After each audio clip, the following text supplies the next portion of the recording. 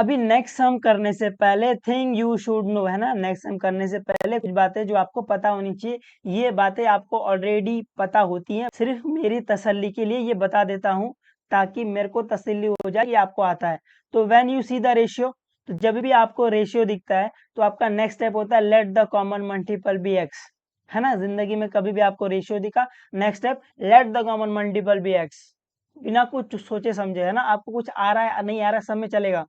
जैसे आपको दिखा रेशियो, नेक्स्ट स्टेप आंख बंद करके let the common multiple be x, खत्म।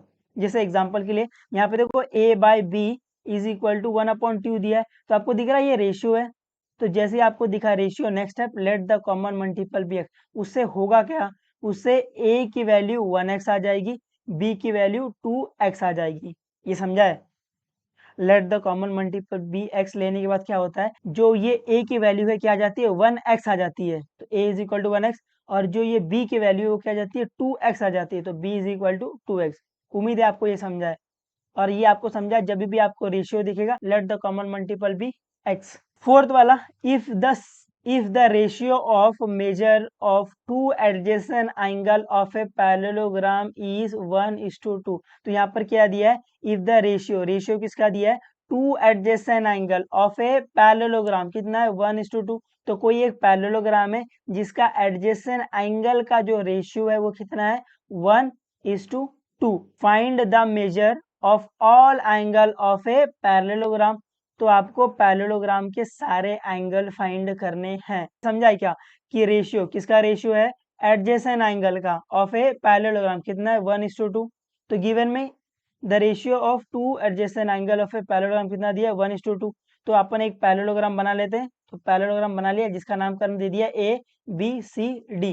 तो यहाँ पर अभी ये क्या दिया है कि जो पैरेललोग्राम का जो एडजेसेंट एंगल है, एडजेसेंट एंगल मतलब आजू बाजू वाला एंगल, तो ये वाला एंगल, ये वाला एंगल क्या है, आजू बाजू वाला एंगल, ये वाला एंगल, ये वाला एंगल आजू बाजू वाला है, ये वाला एंगल, ये वाला एंगल आजू बाजू वाला है, ये वाला एंगल और ये वाला एंगल आजू बाजू वाला है, मतलब एडजेसेंट एंगल है। तो वो क्या बोल रहा है कि जो एडजेसेंट एंगल है उसका जो रेशियो है वो कितना है, 1:2। तो मान लेते हैं angle A angle B adjacent angle है। तो यहाँ पर let angle A upon angle B क्या आ जाएगा, 1/2, है ना। एडजेसेंट एंगल की जो वैल्यू है क्या है, 1:2, मतलब 1/2 है। इतना समझा।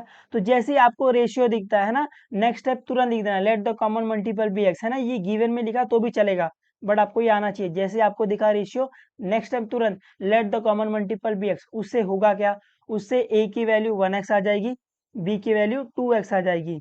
तो a की वैल्यू क्या, x आ गई, x मत, है ना, x मतलब 1x ही होता है। तो a की वैल्यू क्या आ जाएगी, x आ गई, b की वैल्यू क्या आ गई, 2x आ गई। तो जैसे ही आपको a की वैल्यू मिल गई तुरंत फिगर में लिख लो। a क्या है, b की वैल्यू क्या है, 2x है, तो इसको भी फिगर में मार्क कर लो।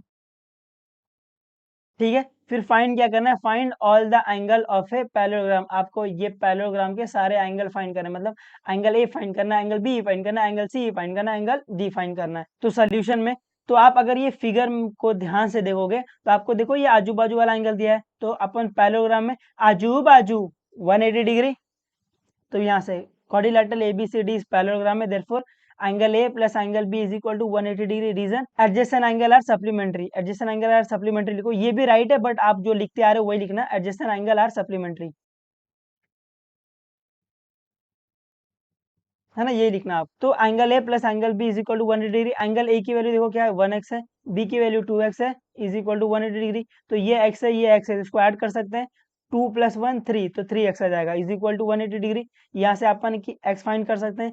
x साथ में कौन है, 3, 3 क्या हो रहा है, मल्टीप्लाई, वहां जाकर डिवाइड, तो आप इसको सॉल्व करोगे तो x की वैल्यू 60 मिल जाएगी। उम्मीद आपको ये समझा है ना। इसके बाद का स्टेप, x की वैल्यू 60 आ गई, तो जैसे ही आपको x मिल गया आप angle A angle B find कर सकते हो, बिल्कुल। तो now angle A is equal to x है ना, एंगल ए देखो, एंगल ए की वैल्यू क्या, एक्स है, तो angle A is equal to x, x की वैल्यू क्या आई, 60। फिर एंगल बी के लिए, एंगल बी क्या, angle B is equal to 2x है, तो जहां जहां एक्स वहां वहां 60, तो 2 × 60 क्या आ गया, 120। तो एंगल ए की वैल्यू फिगर में मार्क कर लो, एंगल बी की वैल्यू फिगर में मार्क कर लो।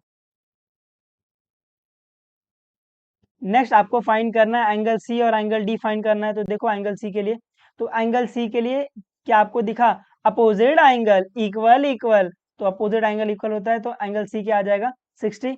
तो angle A is equal to angle C is equal to 60, opposite angle are equal. तो जैसे ही आपको एंगल सी मिल गया उसको फिगर में मार्क कर लो।